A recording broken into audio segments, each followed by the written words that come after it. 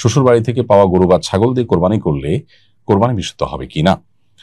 এর উত্তর হলো যে শ্বশুর বাড়ি থেকে কোরবানির পশু যদি সামাজিক বাধ্যবাধকতার কারণে দেওয়া হয়, অর্থাৎ শ্বশুরবাড়ির লোকজন নিরুপায়, সিস্টেম এটা যৌতুক হিসাবে বা সামাজিক নিয়ম মানতে গিয়ে তারা দেয়, সন্তুষ্ট চিত্তে নিজেরা গিফট হিসাবে নিজেদের থেকে স্বপ্রণোদিত হয়ে দেন এবং সিস্টেম আছে, দিতে হয় তাই দিচ্ছেন।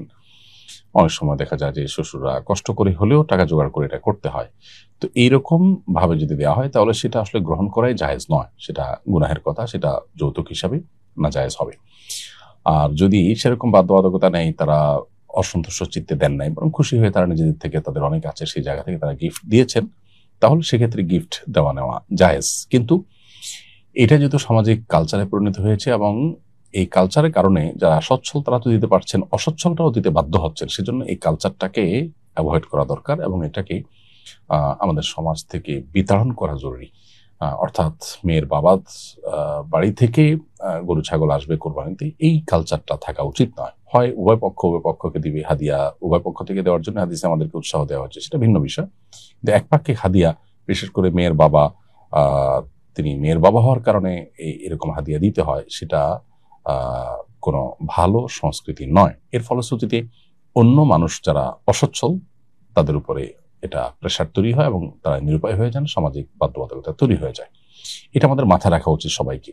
এরপরও যদি পরস্পরকে এরকম কোনো গিফট দেন, তাহলে সেই গিফটের পশু দিয়ে কোরবানি করলে, সন্তুষ্ট চিত্ত দিলে এবং কোনো প্রকার বাধ্যবাধকতার বাইরে থেকে যদি দেওয়া হয় তাহলে এটা জায়েজ আছে এবং এটা দিয়ে কোরবানি দিলে কোরবানি হবে। কিন্তু আবারও বলছি, কালচারটাকে আমাদের অ্যাপ্রিসিয়েট করা উচিত না এবং এটা দূর হওয়া উচিত। অন্য কোনোভাবে হাদিয়া আদান প্রদান, এবং হাদিয়ার ক্ষেত্রে একপাক্ষিক না হয় উভয় পাক্ষিক আদান প্রদান থাকার কালচার হতে পারে, সেটা ভিন্ন বিষয়।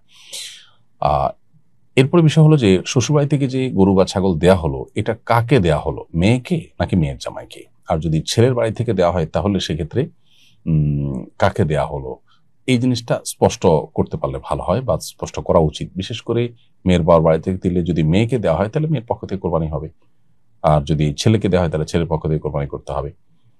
আর যদি আসলে স্পষ্ট করা না থাকে বরং ফ্যামিলিকে দিয়ে দেওয়া হয়, ব্যাপারটা এরকম যে তারা যার পক্ষ থেকে ইচ্ছা তা করবে, তখন সেটা ফ্যামিলির মানুষজন তারা যেটা ডিসিশন নেবে সেটা। তো এই জিনিসগুলোতে অনেক অস্পষ্টতা থাকে, বিষয়গুলো স্পষ্ট সাধারণত করা হয় না এবং শুনতে একটু খারাপ শোনা যায় দেখে আমরা এগুলো অস্পষ্ট রাখি। মূলত এগুলো স্পষ্ট করলে ভালো যে আসলে কাকে দেয়া হলো। বাবা যদি বলে যে মা তোমাকে দিলাম, বা জামাইকে যদি বলে বাবা তোমাকে দিলাম, তাহলে সেক্ষেত্রে তার পক্ষ থেকে কোরবানি দিলে কোরবানি বিশুদ্ধ হয়ে যাবে। কিন্তু এই কালচার থেকে বেরিয়ে আসার চেষ্টা আমাদের করা দরকার।